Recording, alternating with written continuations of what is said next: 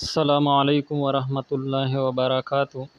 یہ مسئلہ مختلف فی ہے کیونکہ اکثر لوگ اس میں مختلف رائے پیش کرتے ہیں، لیکن یہ بدعت ہے، سنت نہیں ہے، کیونکہ قبر پر پھول چڑھانا یہ کسی نبی سے، نہ کسی صحابی سے، اور نہ تابعی سے، اور نہ ہمارے ائمہ سے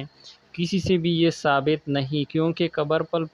اگر پھول چڑھانا سنت ہوتا تو ہمارے نبی سے ضرور اس کے بارے میں کوئی روایت ہوتا۔ اس لیے یہ اگر قبر پر کسی نے پھول چڑھایا تو یہ بدعت کہلائے گا اور یہ سنت نہیں ہے، کیونکہ کسی بھی روایت میں اس کے بارے میں کوئی اصح روایت موجود نہیں ہے، کیونکہ صحاح ستہ میں اس کے بارے میں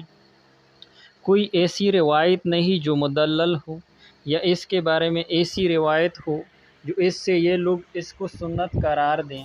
بلکہ یہ سراسر بدعت ہے، اور جو بھی اس کے بارے میں سنت کا رائے پیش کرتے ہیں